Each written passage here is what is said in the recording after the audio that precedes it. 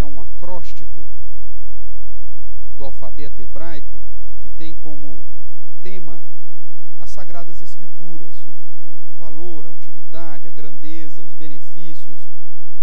E portanto, nessas estrofes todas, né, nós vemos o salmista exaltando a palavra de Deus, engrandecendo o nome de Deus e colocando o quão maravilhoso é poder estar diante das Escrituras. Nós vamos ler apenas do verso 11 até o verso de número 16.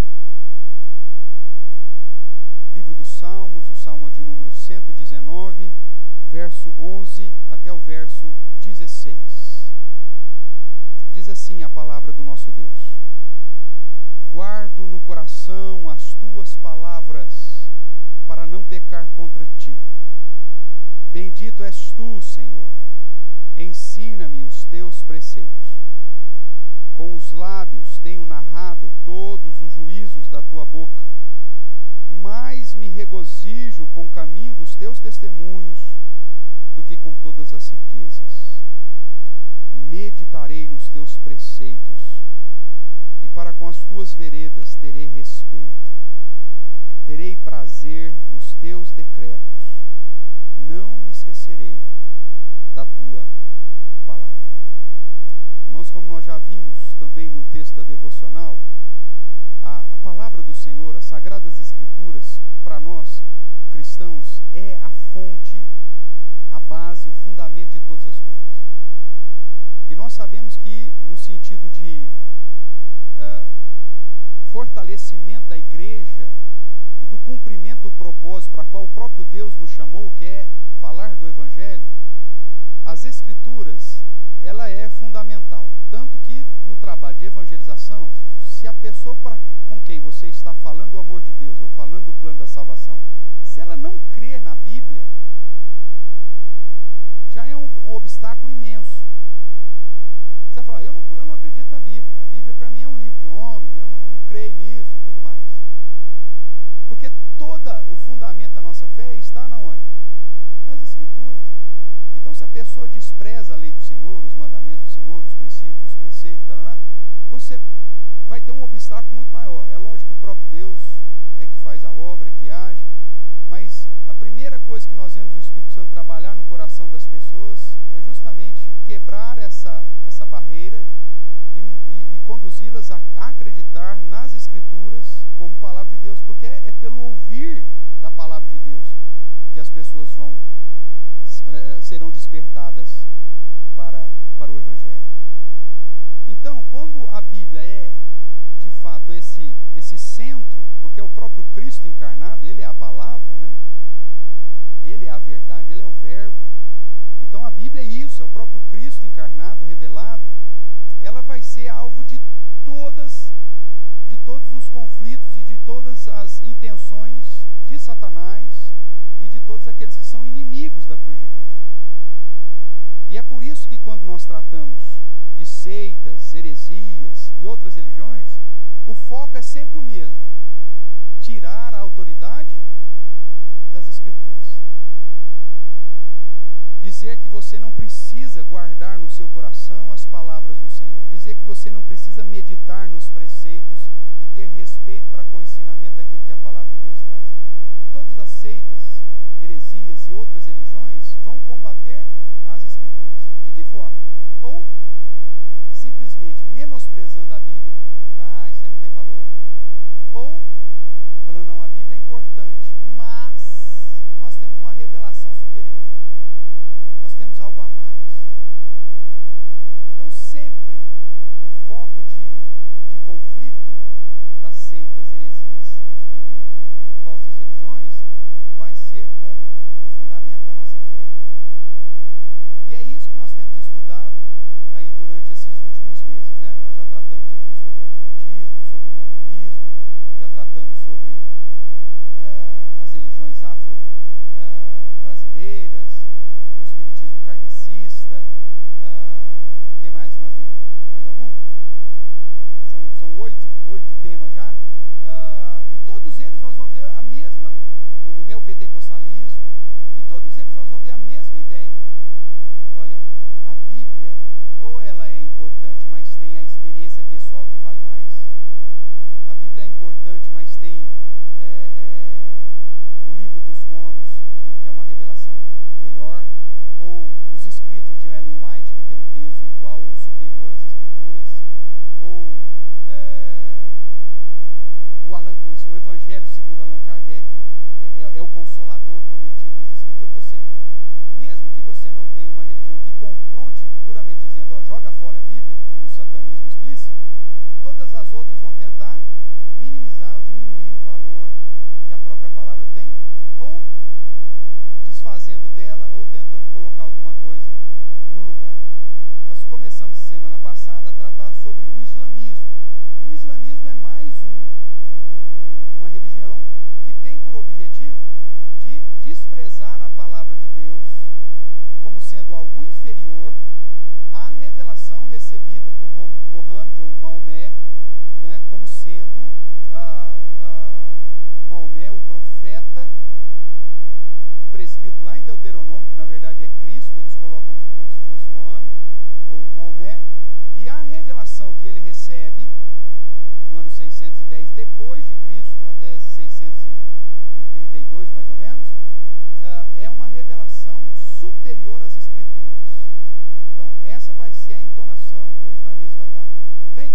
Para a gente relembrar aí algumas questões, né, gerais que tem norteado os nossos estudos, para você saber se um posicionamento de uma igreja é uma heresia, ou se você está indo numa seita, ou se você está indo numa falsa religião, existem algumas características, né? Lógico que todas elas pautadas na Escritura.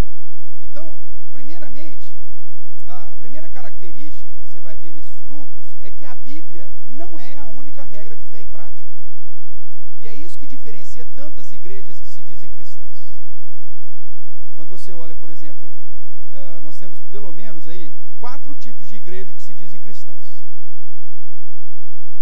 No que distingue a sua fonte de autoridade. Para nós, como igreja presbiteriana reformada, infelizmente a gente não pode dizer mais igreja presbiteriana do Brasil, porque nem todas as igrejas presbiterianas do Brasil são de fato igrejas presbiterianas com o fundamento que nós vamos falar aqui agora, né? Tem tantas igrejas presbiterianas do Brasil que hoje se caracterizam muito mais como comunidades, como um grupo de autoajuda coaching, do que igreja bíblica, ok? Não se engane, tá? Não é porque tem nome que na verdade significa a mesma coisa. Você vai hoje em qualquer presbitério, você pode conversar com outros colegas de outros presbitérios. Nós estamos aí vivendo uma coxa de retalhos. Cada igreja que você vai é um negócio diferente. Então, eu não quero colocar aqui a igreja presbiteriana do Brasil no pacote, mas eu posso tratar daquilo que nós estamos vivendo. Daquilo que nós estamos vivendo, para nós, qual que é a fonte de autoridade nossa? Ok? A Bíblia.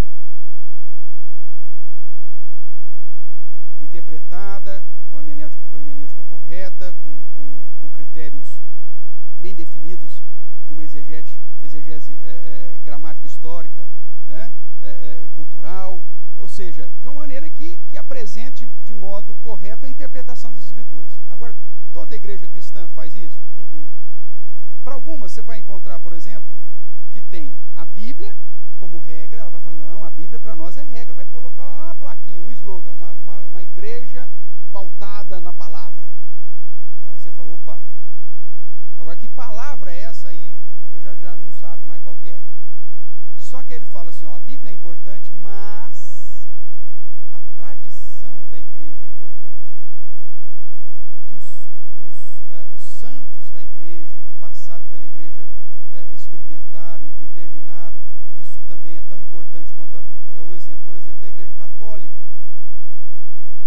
Muitas das doutrinas católicas não estão baseadas nas Escrituras, está baseado na tradição.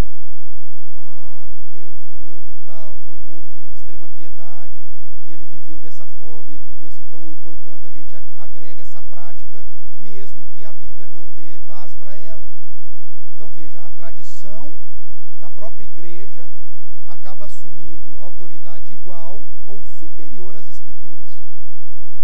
Mesmo sendo uma igreja que se diz cristã, se existe uma fonte de autoridade igual ou superior à Bíblia, então já está fora. Os usos e costumes, né? Muitas vezes dessa tradição. Né? Então, você pega muitas práticas que são tradições da igreja e que você coloca como uso e costume. Se porventura o pastor não tiver de paletó na escola dominical a 40 graus, numa igreja que ainda está em reforma, que portanto não tem ainda ventilação, aí você fala assim, poxa, esse pastor aí não é conservador. Não, é só encalorado mesmo. Só isso. Ponto. Agora, um outro tipo de igreja, você vai encontrar ela falando, não, a Bíblia é a palavra de Deus, só que nós temos a experiência pessoal. O que eu tenho de experiência se torna padrão para todo mundo, principalmente se a experiência for do líder. Irmãos, acordei 3 horas da manhã e orei atrás da porta do banheiro e Deus me respondeu. Pronto, se torna um padrão para todo mundo. Então agora todo mundo põe o reloginho para despertar 3 horas da manhã e vai orar atrás da porta do banheiro. E aquela prática se torna uma prática determinante para a comunidade. É lógico que é um exemplo aqui tosco, mas é dessa forma que a experiência vai assumindo a autoridade da Bíblia. Onde na Bíblia diz que você tem que orar às 3 horas da manhã atrás da porta do banheiro? Lugar nenhum. Né? Apesar que você pode fazer isso? Pode. Só que você não vai tornar isso um padrão para todo mundo. E assim nós temos as igrejas neopentecostais e pentecostais que, através da experiência pessoal, acaba colocando isso como doutrina, mesmo que a Bíblia nos apresente um caminho diferenciado. A palavra do Senhor diz que Jesus Cristo é a expressão exata da revelação de Deus e que o período revelacional termina justamente com o período apostólico e que os dons carismáticos também cessariam nesse mesmo período. Você tem muitos argumentos bíblicos para reforçar isso. E aí que o pessoal fala, não, alguém teve uma revelação e diz que não. A base está nas Escrituras? Não, a base está na revelação que alguém recebeu. E aí você vai chegar na igreja, e ao invés de estudar a Bíblia, o líder vai dizer, você, eis que Deus manda te dizer. Não, peraí, meu amigo, nós estamos vivendo o período da graça, onde todos aqueles que creem em Cristo Jesus já foram selados com o Santo Espírito. Portanto, o Santo Espírito de Deus já está na vida do crente. Deus usava o profeta como boca para trazer uma novidade para as pessoas, no contexto do Antigo Testamento, que o Espírito Santo não vivia nos crentes. Agia sobre eles, mas não vivia neles. Hoje você tem o Espírito Santo e você tem a Bíblia completa. Você não precisa mais do médium aqui, recebendo o Espírito sabe lá do quê, para te falar o que Deus quer da sua vida. Você já sabe o que Deus quer da sua vida. Está aqui. E o Espírito Santo que está em você, porque você crê em Cristo e você foi selado por esse Espírito no momento da sua conversão, ele te convence daquilo que está errado, do juízo, da justiça, ele te conduz a conhecer a palavra de Deus e te ilumina para que você compreenda. Então veja, a experiência de meia dúzia acaba se tornando autoridade sobre todo mundo. Está fora. E um terceiro grupo, tratando de fonte de autoridade, é aqueles que dizem, olha, a Bíblia é importante, mas existe um livro superior. Existe uma nova revelação escriturística. Então, a Bíblia é importante, mas o livro dos Mormons é mais. A Bíblia é importante, mas os escritos inspirados pelo Ellen White tem igual autoridade e até mais. Né? A revelação recebida por Maomé é superior às Escrituras, e Jesus, que é revelado nas Escrituras como o Verbo, o Deus encarnado, na verdade é só um profeta, um profetazinha qualquer, dentre milhares de profetas que nós tivemos. Então veja, eles não vão dizer que a Bíblia está errada, mas eles vão tentar diminuir a autoridade dela colocando algo no lugar, ou a tradição, ou a experiência sobrenatural, ou uma nova revelação. Isso, segundo as Escrituras, caracteriza heresia, caracteriza seita, caracteriza falsa religião. Então você chega num lugar onde tem muito mais ênfase nas experiências sobrenaturais, experiências pessoais, e as pessoas, né, querendo assumir um posicionamento da igreja, que eu já disse aqui, que eu acho que isso é um problema muito mais antropológico e sociológico do que teológico, porque na verdade o cara é um cara simples, lá fora ele não tem repercussão nenhuma, só que chega dentro da igreja e o cara começa a se aparecer, e as pessoas começam a envaidecer, ou a idolatrar, ele começa a se envaidecer, porque aqui dentro da igreja ele tem poder. E ele começa a ganhar autoridade sobre as pessoas emocionalmente, psicologicamente, e aí o cara fala, eu sou a boca de Deus aqui. Eu sou ungido aqui. E aí se eu estou falando alguma coisa, mesmo que está errado, o apóstolo, o bispo, mas não está errado isso. Você é um rebelde. O chão vai se abrir, você vai ser engolido, como no deserto. O cara usa toda essa situação para manter a postura dele. Pula fora. Cai fora que está contrário ao princípio da palavra do Senhor. Tudo bem? Então, a Bíblia não é a única de regra de fé e prática. Segundo, Jesus não é o centro. Ele não é o foco. Ele não é o Deus encarnado. É muito comum nós vemos um dos títulos, né, de Cristo, que aponta justamente para a sua... Ele é filho do homem, né? Ou Jesus é o filho de Deus. Muitas vezes nós vemos em algumas seitas utilizar esse mesmo título para Jesus, mas como se Jesus fosse inferior. Não é isso. Mesmo que ele receba o título de filho do homem no Antigo Testamento, ou filho de Deus, como se é dito comumente, Jesus é o próprio Deus encarnado. Então qualquer seita que diminua a posição de Cristo, ou qualquer religião que diminua a posição de Cristo, é um profeta, é um espírito evoluído, ou simplesmente o filho, ele está abaixo de Deus no sentido da essência, pula fora, porque é característica de seita. O que mais? A salvação não é pela graça, é pelos méritos. Você tem que fazer algo para ser salvo. Como se dependesse de você uma situação de alcançar o padrão que Deus estabeleceu. Agora a Bíblia diz que não, a salvação é através da obra de Jesus Cristo. E uma outra característica, né? Penúltima aí, a interpretação da liderança dos seus novos escritos, muitas vezes, tem mais autoridade que a Bíblia. A Bíblia, ela trata de um assunto, mas eu sempre tenho algo a mais, porque eu sou um cara inspirado, eu sou um cara iluminado, eu sou um cara, né? Tem até um vídeo aí de um pastor pentecostal que ele se coloca como o único representante de Deus na terra. Ele quer ser o Papa pentecostal agora, né? Porque essa é a prerrogativa. Pula fora. Pula fora. E não segue um padrão coerente de interpretação bíblica. Usam textos isolados para fundamentar suas crenças. Não respeita, por exemplo, os gêneros literários da Bíblia. Pegam livros históricos e interpretam como se fossem proféticos. Pegam livros históricos que registram a história e coloca como uma promessa. Não extrai o princípio daquele texto, mas colocam aquilo como promessa. Então, o exemplo que a gente sempre dá, né? Atos 16:31. Crê no Senhor Jesus e será salvo tu e tua casa. Você vai numa igreja que diz que esse texto é para você hoje, olha, agradece, vai embora. Porque é um texto histórico. É um texto que está registrando uma promessa que foi dada ao carcereiro e que já foi cumprido na vida do carcereiro. A salvação, meu amigo, é individual, ela não é coletiva. Não é porque você crê que toda a sua família está salva. Cada um individualmente vai ter que reconhecer Jesus como seu suficiente Salvador. Cada um vai ter que se arrepender dos seus pecados. Cada um vai ter que receber o batismo que Jesus instituiu. Então, pegar esse texto histórico e aplicar como uma verdade profética é um erro gritante da interpretação bíblica. Só que isso traz aparente conforto ao coração das pessoas. Não, pois a Bíblia diz, crê no Senhor Jesus e será salvo tua casa. Você creu? Creu. Ah, então não importa que seu filho traficante morreu com um tiro na cabeça. Ele foi para o céu, você creu. Peraí, meu amigo, se ele não acreditou em Jesus, não existe outro meio para ele.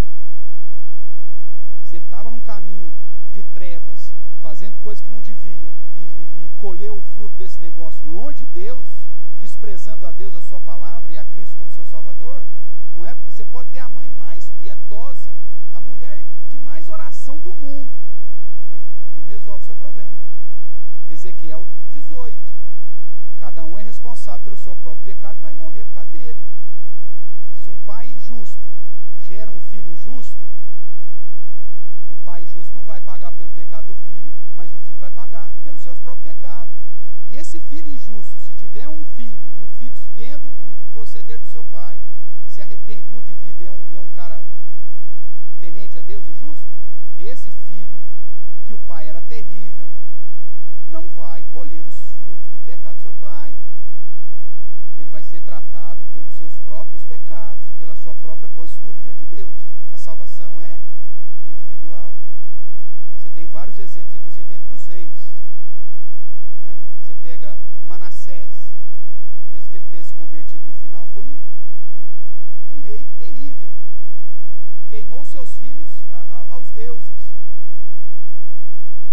E aí depois você vê a sua descendência, homens extremamente sérios, justos e tementes a Deus. Por quê? Porque a salvação é individual. Então, cuidado, essa interpretação errada dos livros também caracteriza aquela igreja, aquele grupo como seita.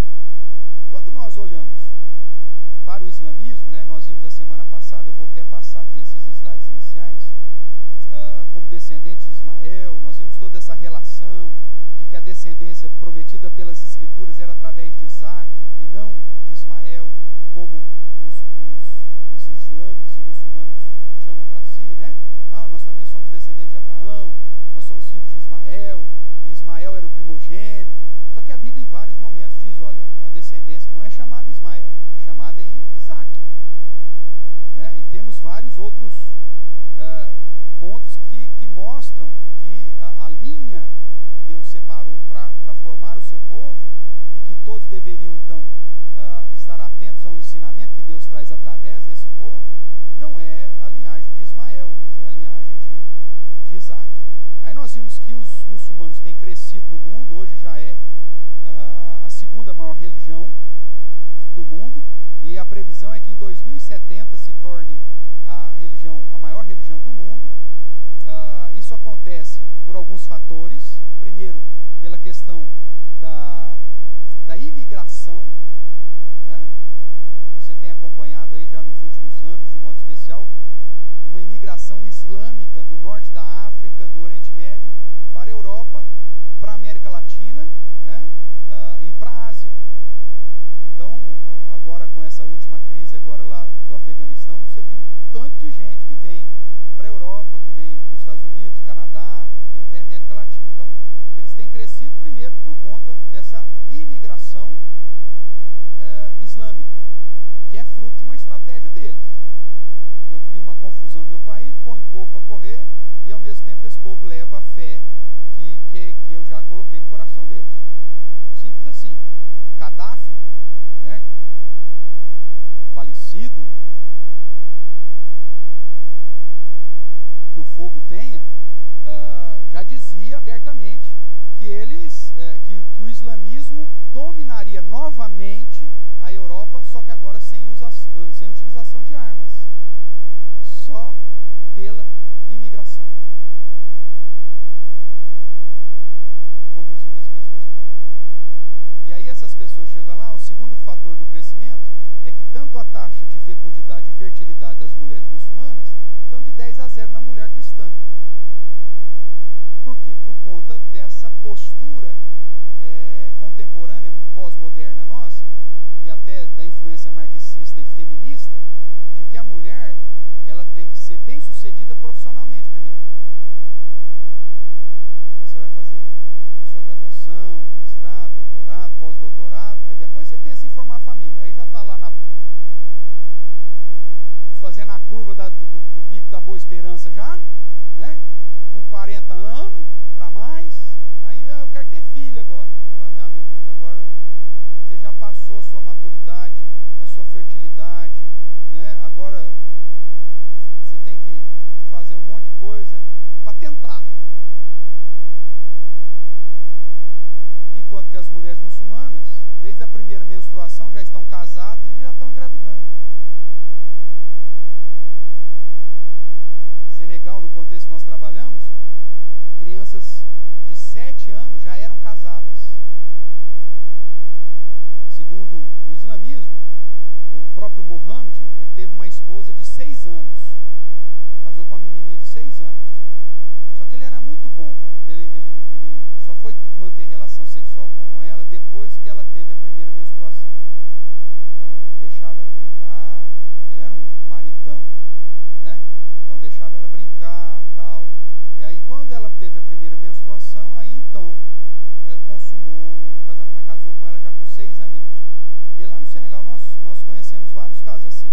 Menininhas de 7, 8 anos que já vinham com um turbantezinho para ser atendido pela Clarice. Por que você vai de turbante? Não, porque o marido dela mandou ela vir aqui que ela está com dor de dente.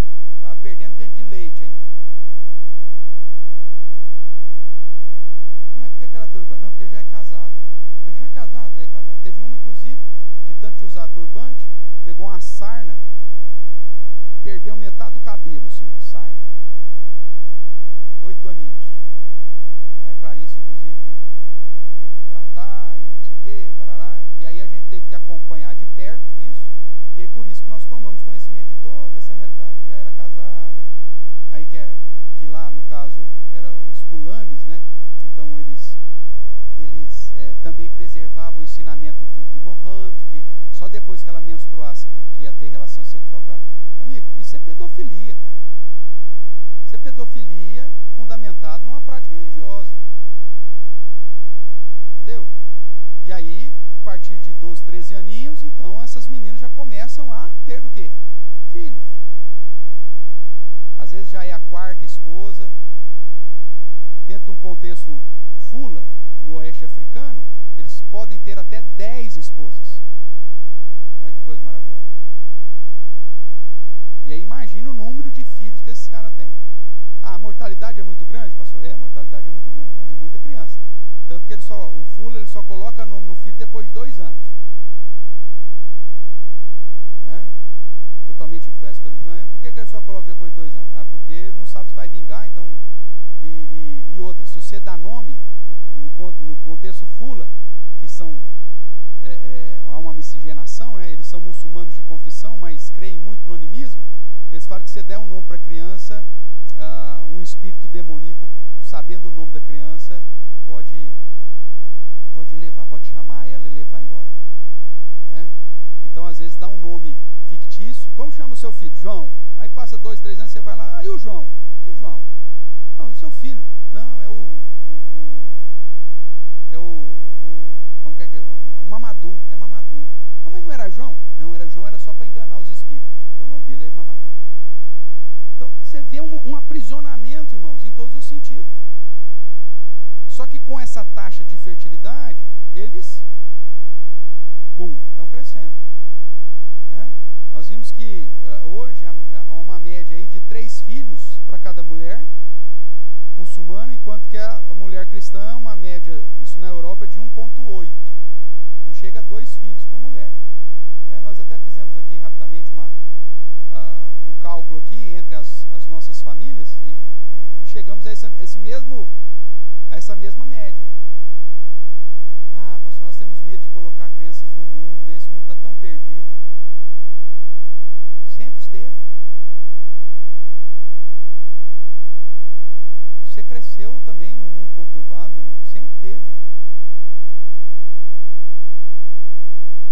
É lógico que nós não somos adeptos daquela filosofia, né? Deus dá, Deus cria. Mas, ao mesmo tempo, não podemos negligenciar o mandamento bíblico de formar uma família santa.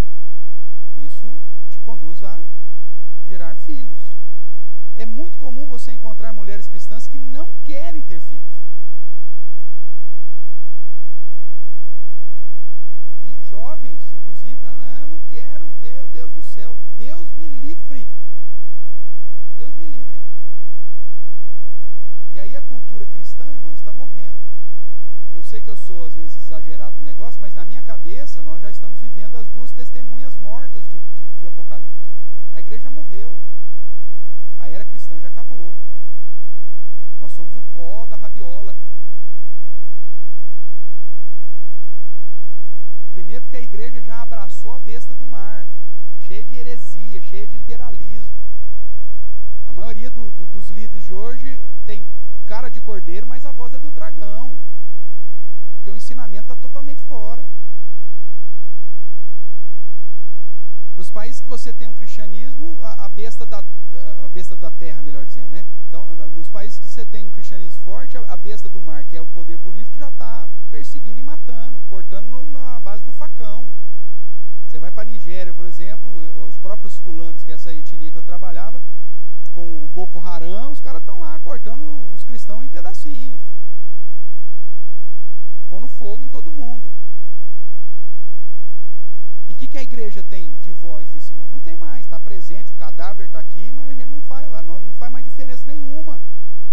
E muito se dá justamente por essa postura inerte, de falta de ousadia, como nós vimos lá em Josafá, das pessoas assumirem um compromisso com Deus, de andar no caminho do Senhor. É o politicamente correto, a gente não vai mais confrontar o pecado de ninguém, porque não é certo fazer isso, pastor. Os métodos evangelísticos já há 20 anos já pregam que você não pode mais falar de salvação, porque se você está falando de salvação, você está já pressupondo que o cara está perdido. Mas não é isso que a Bíblia diz, que nós somos condenados? Estamos perdidos, estávamos mortos nos nossos delitos e pecados? Não. Fala do presente de Deus, não fala de salvação. E não fala de pecado, fala de desvio. Isso é dragão ensinando, isso não é o cordeiro ensinando. E é por isso que essas religiões, essas igrejas têm crescido, irmãos. Sem falar que dentro dessa influência marxista que nós sofremos nos últimos 50 anos, tem conduzido as pessoas a uma prática de individualismo, uma prática sectária, onde as pessoas não precisam mais da igreja, não desejam mais estar na igreja, não desejam se tornar membro da igreja, assumir responsabilidade dessa igreja.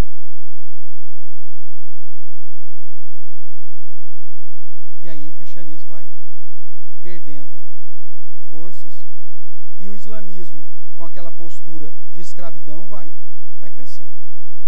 Então, o que é o islamismo? Que é o nosso foco aqui hoje.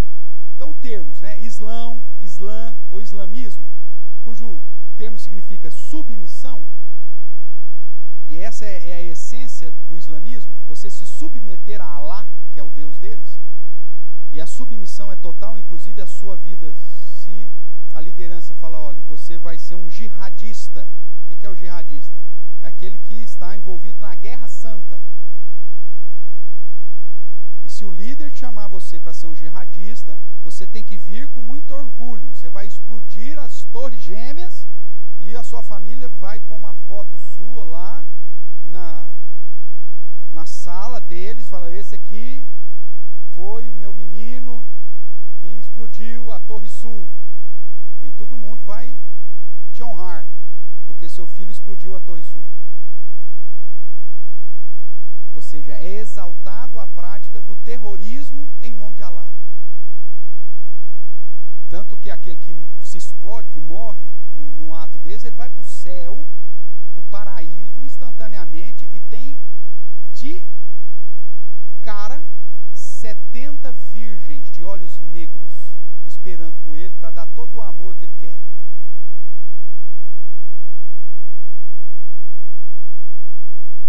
Essa é a promessa do Islã. Pastor, e a promessa para as mulheres? Tem lá um 70 Thiago Wilbert esperando a gente? Não, para a mulher não tem nada, não. É só para o homem. Né? E para não perder a piada, né, Hilton?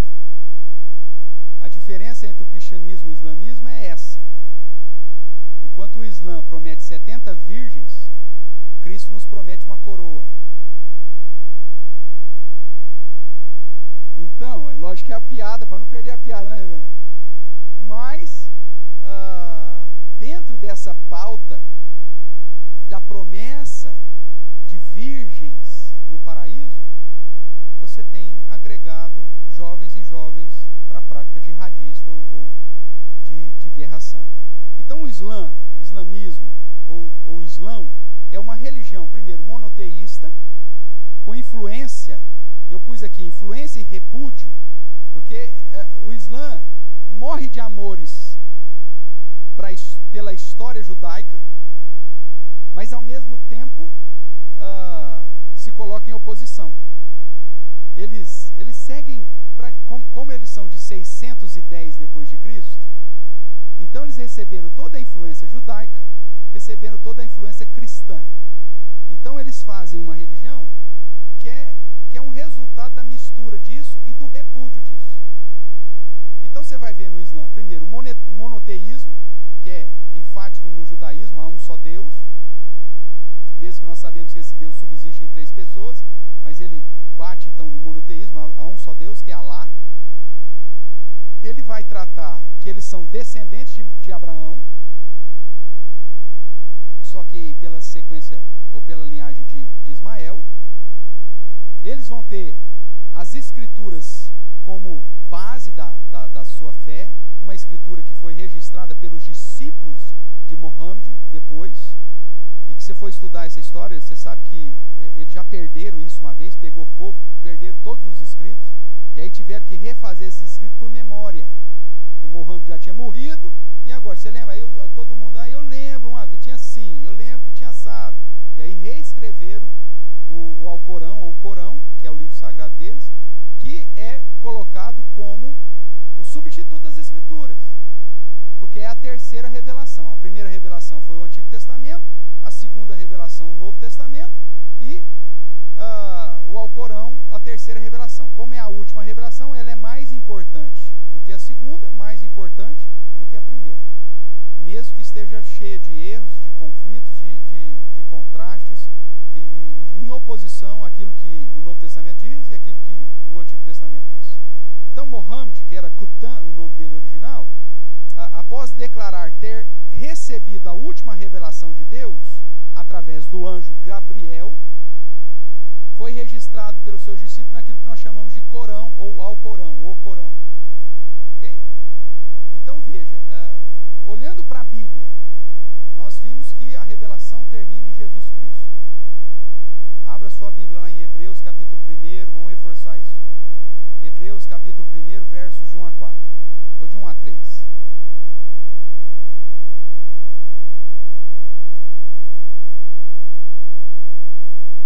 Carta aos Hebreus, capítulo 1, de 1 a 3. Na verdade, de 1 a 3, só o começo aí já é suficiente. Abriu aí? Diz assim: havendo Deus outrora falado muitas vezes e de muitas maneiras. Aí, aqui é como se fosse 2 pontos aí. Depois dessa vírgula de muitas maneiras, eu acredito que o melhor sinal aqui na tradução seria 2 pontos. Por quê? Porque ele vai tratar agora quais foram as maneiras que Deus revelou.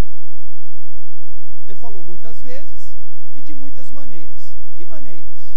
Primeiro, aos pais. Quem são os pais na Bíblia? Os patriarcas, Marcos, isso mesmo. Então, Adão, Noé, Abraão, Isaac, Jacó. Os patriarcas. Tudo bem? Então Deus falou aos pais, aos patriarcas. É esse primeiro grupo. E como que Deus falava com essa turma? Diretamente, por teofania. Deus assumia uma forma conhecida, temporária, ou na figura da sarça ardente, ou da nuvem, ou até mesmo na figura humana, como é o caso lá dos 3 anjos que vão fazer um churrasco com Abraão, né? Faz um churrasquinho com uma coalhadinha, cadê a Luísa? Uma coalhadinha seca lá, com o tempero pega marido, né? Aí come lá. O que é aquilo lá? É uma manifestação teofânica. Deus assumindo uma forma conhecida, temporária, e vinha e se revelava. Com Adão vinha, para no final da tarde, bater um papo lá com Adão. Então, era o modo ou a maneira que Deus se revelava aos pais. Esse modo termina, foi aos pais. Depois, o que diz aqui Hebreus? Então, primeiro aos pais, depois pelos pelos profetas. Então você tem uma transiçãozinha, né, em Moisés, mas a partir de Moisés você tem ainda a manifestação teofânica e depois já começa a ter, a partir dali começa a ter sonhos e visões, que é um método utilizado no período dos profetas, que é o maior período, que vai até Malaquias, ou alguns, como preferem, até João Batista, que é o profeta de transição, preparando o caminho do Senhor. Então aí você tem o maior período da humanidade recebendo a revelação de Deus por meio das profecias, através da figura do profeta. Só que Hebreus diz mais uma coisa: além dos pais, além dos profetas, o verso 2 diz: nesses últimos dias nos falou através de quem? O que está escrito aí? Nos falou pelo Filho, a quem constitui o herdeiro de todas as coisas, pelo qual também fez o universo. Ele é o resplendor da glória e a expressão que? Exata do seu ser, ou do ser de Deus. Então veja, há uma progressão. Deus fala muitas vezes, de muitas maneiras, pelo menos três. Primeiramente aos pais, aos patriarcas, pela teofania, depois através dos profetas, com a profecia, e nos últimos tempos, ou nesses últimos dias, nos falou através de quem? Do Filho. Se nos últimos dias não falou dos filhos, existem alguns últimos dias a mais que esse? Não, se é últimos, é últimos. Então o período revelacional tem os seus últimos dias em quem? Em Jesus, que é o Filho, que depois se deixa claro que é aquele que fez o universo, ou seja, o Verbo, o Deus encarnado. Ele é a última maneira que Deus usou para se revelar. Tanto quando você vai para Apocalipse, você vai ver que ainda está dentro do período apostólico. Alguns teólogos dizem que além desses três métodos, né, os pais, aos profetas, pelo Filho, existe um outro método, que é a cooperação, onde o Espírito Santo usa durante o período apostólico também a vida dos apóstolos para trazer revelação, que é o caso de Lucas, que é o caso do próprio apóstolo Paulo, mas ainda está dentro desse período do Filho. Tanto que a última revelação, Apocalipse, nos é apresentada como uma revelação de quem? Abra sua Bíblia lá. Eu sei que eu já falei isso 10 vezes para você, mas você não gravou, então é importante abrir. 10 é pouca, né, Paulo?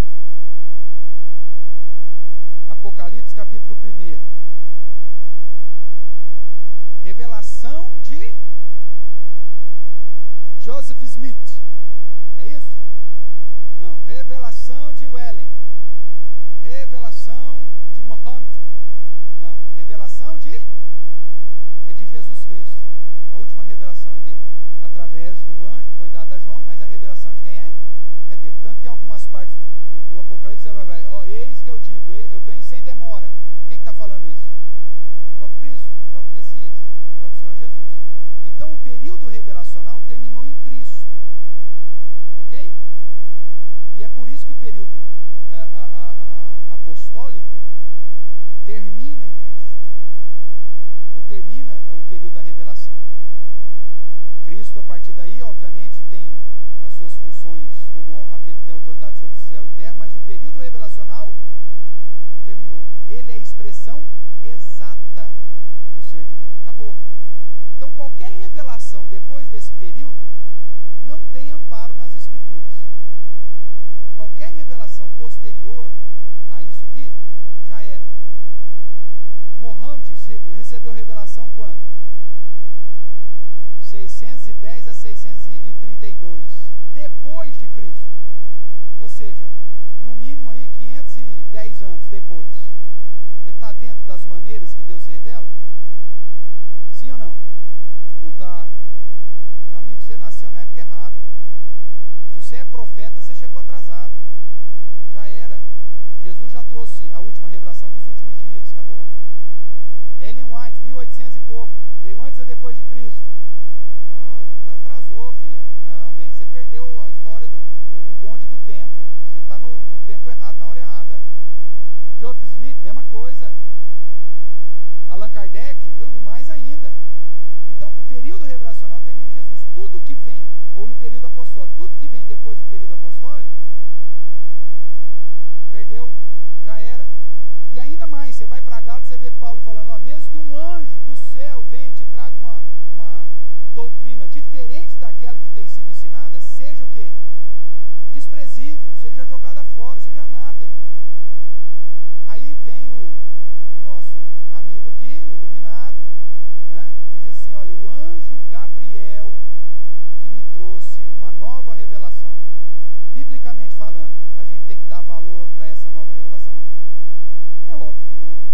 primeiro, já fomos exortados para que não recebamos nenhuma revelação posterior ao período apostólico. Jesus, fechou.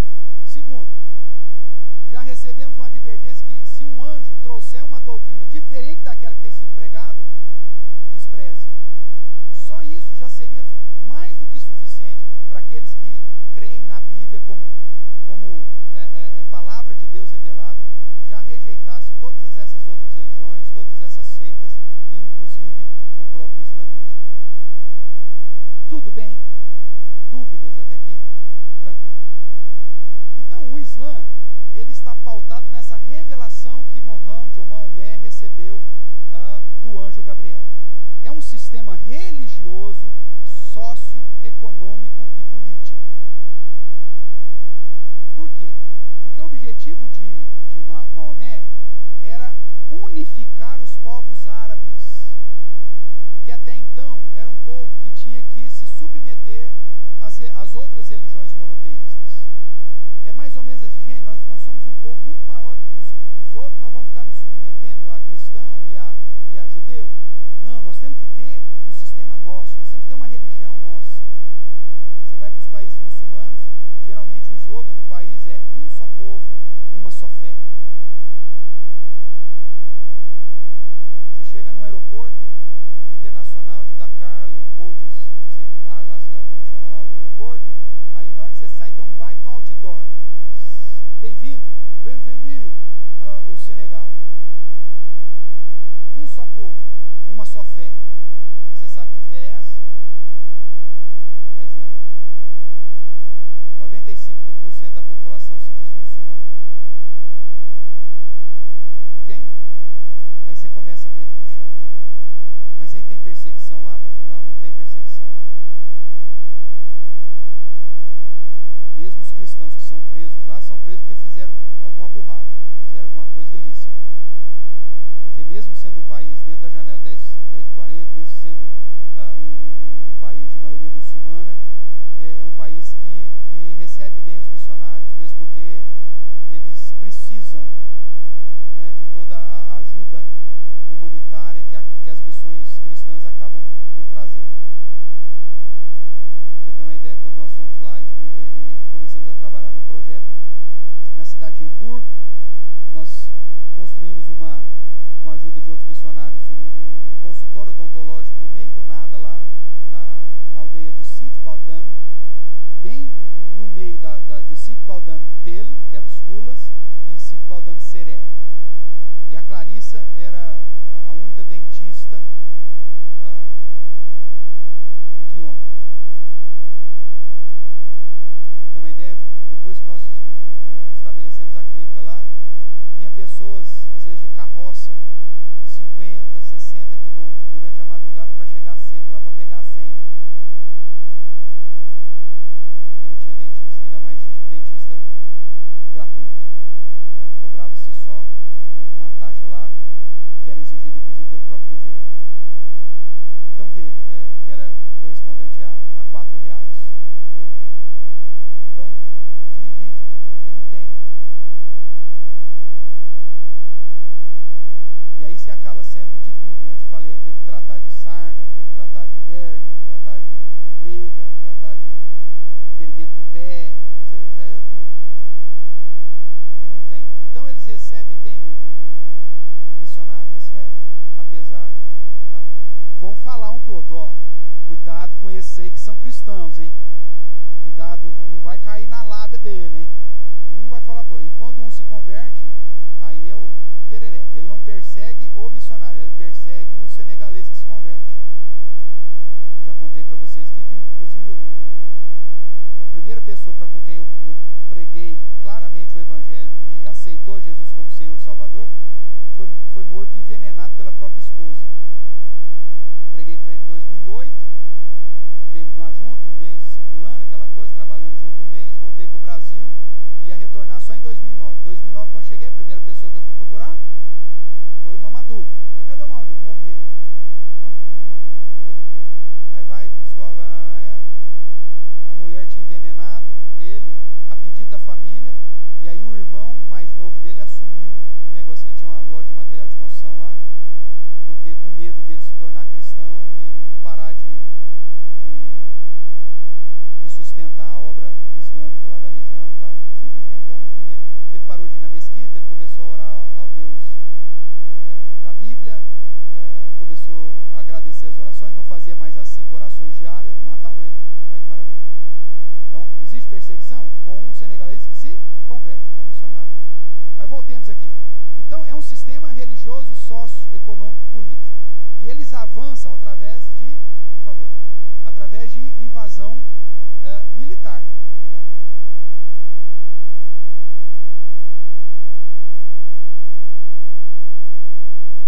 Em 630 depois de Cristo, Maomé toma Meca. E nós já falamos para você aqui, Meca é a cidade natal de Maomé, o Mohammed, o Mamadou, se você estiver no Senegal, o Mamadou é o mesmo nome, né, para Mohammed no árabe, ou Maomé. E ele nasceu em Meca e acabou morrendo em Medina, a cidade que ele acaba mais passando tempo. Só que em 630 ele toma Meca, sua cidade natal, e transforma a cidade em uma cidade sagrada para o islamismo. Tanto que um dos 5 pilares do islamismo é que você que é muçulmano, você tem que visitar, tendo saúde, você tem que fazer um esforço para visitar Meca pelo menos uma vez na sua vida e participar lá dos serviços religiosos, né? Então Meca é a principal cidade, a cidade mais importante para o muçulmano. A segunda é Medina, que é onde Mohammed morre, e a terceira, Jerusalém. Mas por que Jerusalém? Simplesmente porque era dos judeus. Então, a gente toma e ela passa a ser. Pra você ter uma ideia, a palavra Jerusalém, ou a cidade de Jerusalém, não é citada uma única vez no Alcorão. Para eles não é uma cidade importante.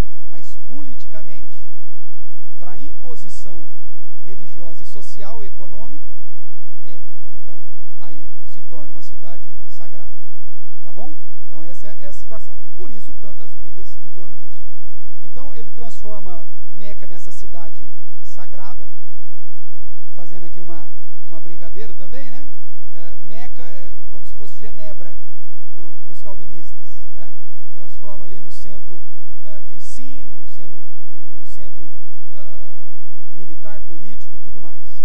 É um sistema de cidade-estado. E ele acaba falecendo. E Jerusalém acaba se tornando depois uma terceira cidade sagrada. O que mais? O livro sagrado do Islão foi registrado após a morte de Maomé, ou Mohammed, pelos seus seguidores. Como eu já disse, já foi queimada inteiramente, já foi perdida e depois reproduzida conforme a lembrança dos seus seguidores. O Alcorão, ou Corão, só é sagrado se ele for escrito em árabe. Pastor, eu tenho lá o Alcorão traduzido em português. Não vale nada, não serve nem para pôr debaixo da mesa, na mesa manca, para eles. O livro sagrado é o livro em árabe, tá? Escrito em árabe. Por isso que o muçulmano ele tem que aprender o árabe. Você tem a escola corânica, e lá no Senegal funcionava debaixo de uma árvore lá, 50, 60 crianças sentadas debaixo da árvore, uma lousinha, e o professor corânico com a vara dando na cabeça da molecada. Pá, pá. Recita aí. Alá, Akbar. O moleque não falava direito. Pá, na cabeça do moleque. Dá até dó de ver. E o pai fazia questão de mandar o filho para apanhar lá na escola corânica. Ele vai virar um homem. Vai virar um homem. Aqui, se a professora da escola dominical fala assim, bem, fica quietinho. E a professora da escola dominical chamou a atenção do Juninho. Aí vira um maricão depois lá. Não é assim que acontece na nossa geração? A geração é isso. Ah, meu amigo, se fosse você ia ver seu filho apanhar de vara e ainda ter que agradecer ao professor. Obrigado, senhor. Desculpe que ele não decorou. Era assim que funciona. Você está achando que o calor aqui? Vai lá nos 46 graus do Senegal, debaixo da árvore lá que eu te falei. 46 graus era o gostoso, o dia bom. Hoje está fresquinho, né? Está fresquinho. 46. Tem foto de termômetro lá, o termômetro derretendo aos 46. Aqui a gente reclama de tudo, de todos, meu irmão. É por isso que o islamismo cresce.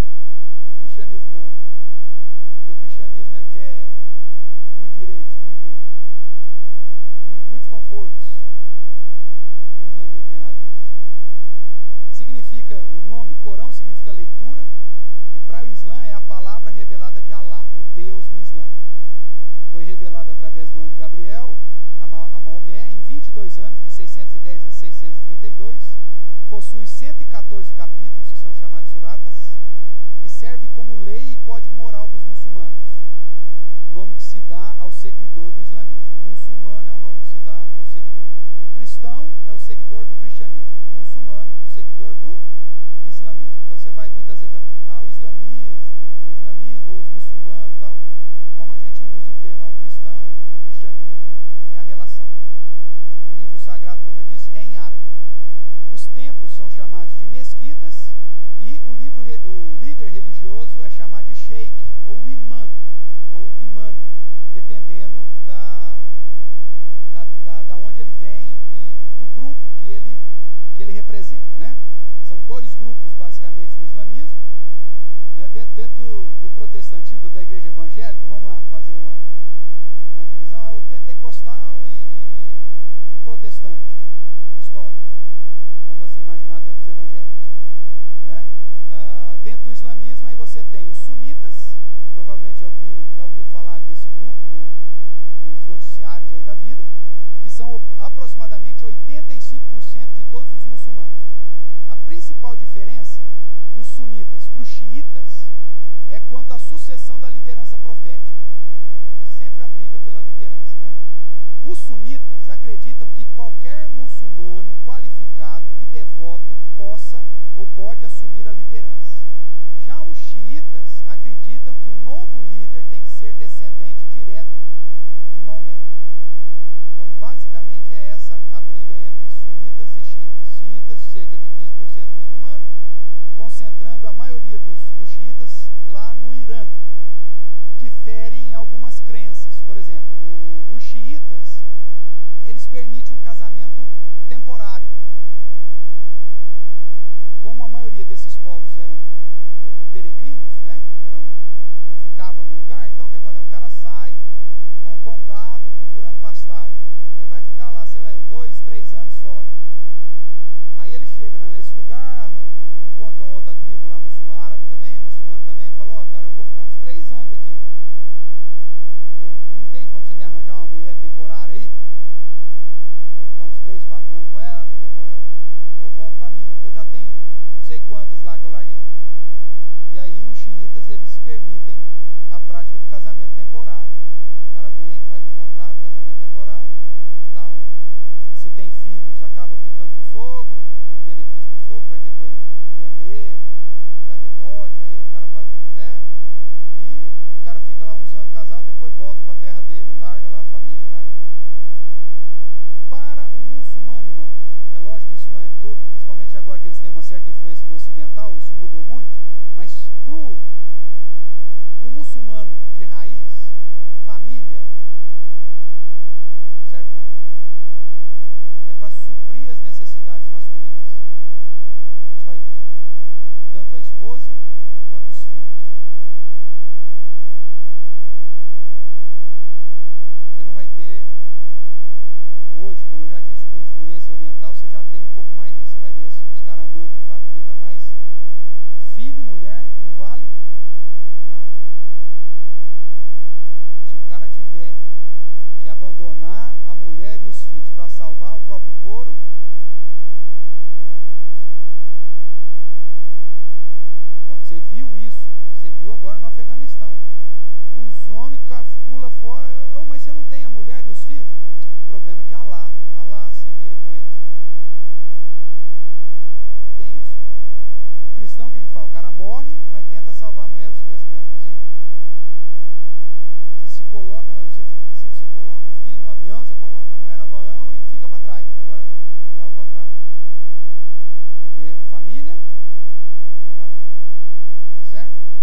Então, além desse casamento temporário, muda-se também a questão de práticas de oração, além da ênfase no jihad, que é a guerra santa contra impuros. Quem são os impuros no islamismo? Eu, você, todo mundo que não é muçulmano. De um modo muito específico, o judeu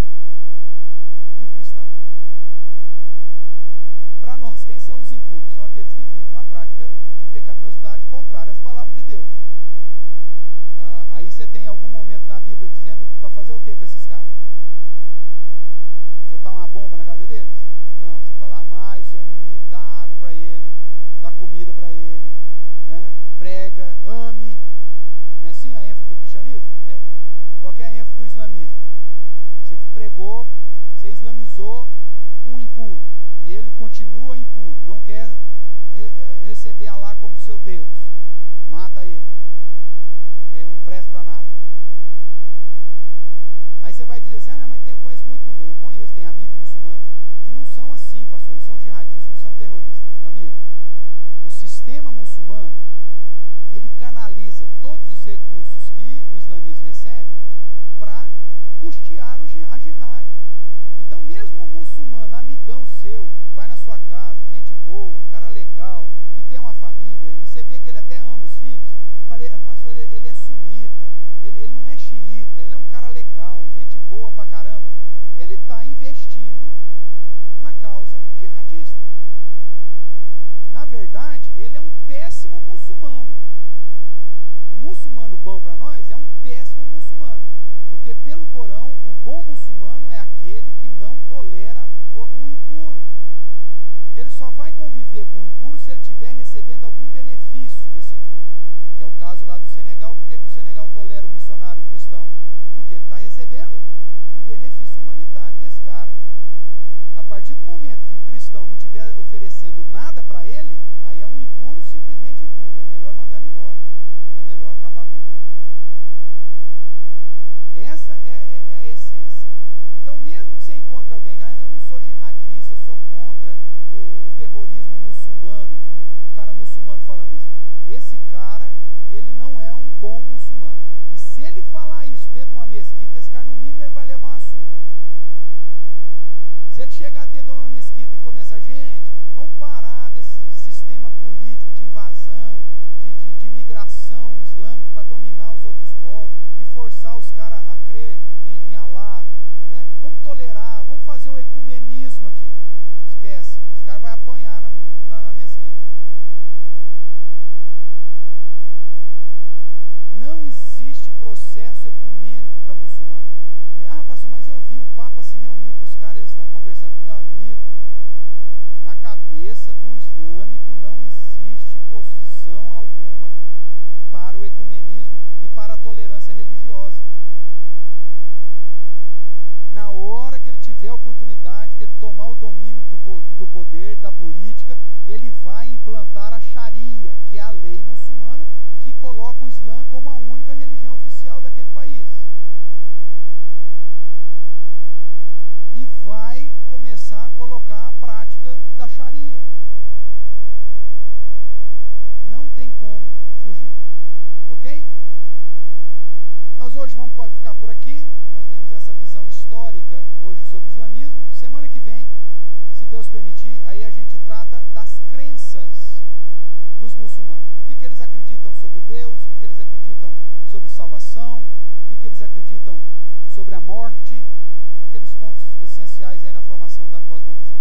Sobre a questão cultural, alguma pergunta a respeito do Islã? Ou alguma contribuição? Tranquilo? Ame a palavra de Deus. Ame, avisa lá. Ame a palavra de Deus, irmãos.